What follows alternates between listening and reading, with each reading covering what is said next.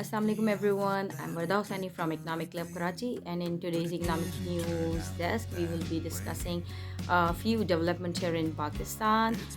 When we are talking about Pakistan's economy, so yes, we all know about the currency valuation, devaluation, depreciation, appreciation, but there is certain moves which are expected from our finance ministry and for sure from the central bank, and it has been announced that the new currency notes are expected to be introduced within the circulation from the second half of 2025.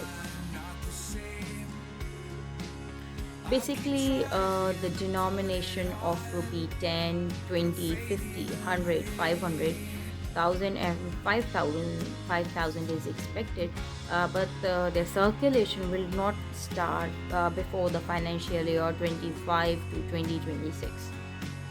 But in parallel to this news, when we are looking ahead towards the Security Paper Limited, who are printing currency notes, so their stance is that they are upgrading their plants and it will take around 18 months because they are making their plant as per the international security standard, and to make it more safe, so another 18 months are required.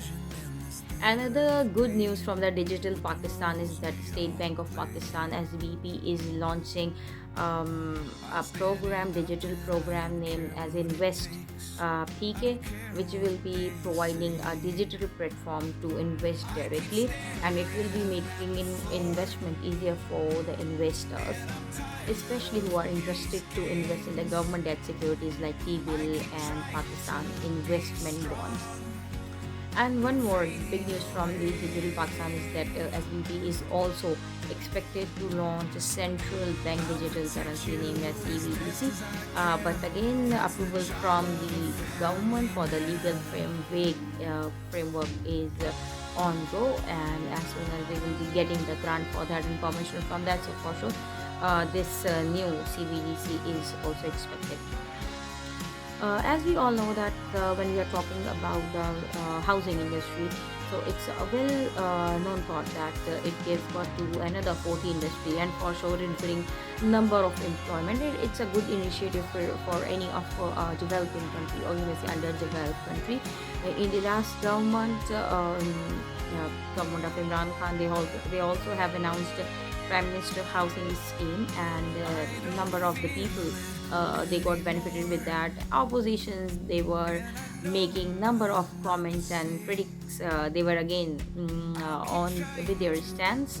Uh, they were standing and facing to that, their theories against the housing scheme or budgeted housing scheme launched by government of that time. But similarly, the opposition of that time is now in government, and the recent Punjab government has announced Apna Ghar Apni Chhat scheme. As per that, only within 1 month, 20,000 houses are expected to be built for the low-income residents.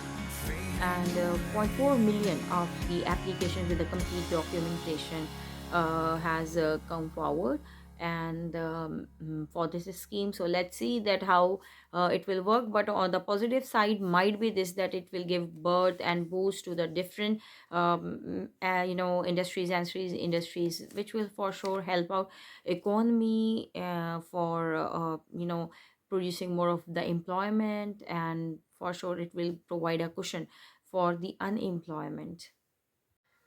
In Pakistan, approx the salary class, they are under the heavy tax burden, and approx 35 to 40% of the tax, they are paying from their salary. But from the finance ministry, Finmin has announced that they are taking the initiative to simplify the tax return, and for sure specifically for the salaried individual, which will be as per the global standard, and that will basically encourage the salary class to pay more tax, and to look forward to contribute to the economy.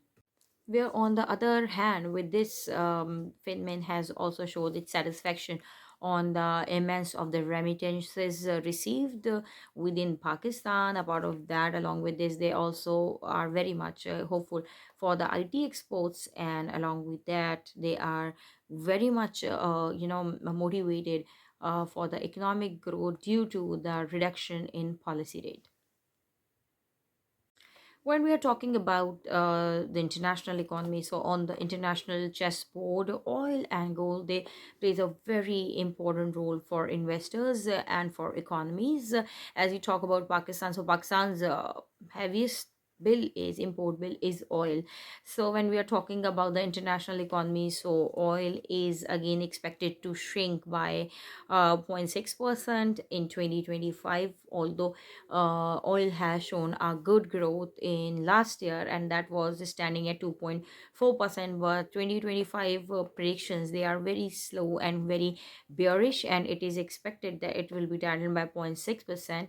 There are various reasons for this: geopolitical tension, a part of that onshore segments, they plays a very important role in the declination of this oil demand. A part of that, the tight oil is one other reason for this oil shrinkage.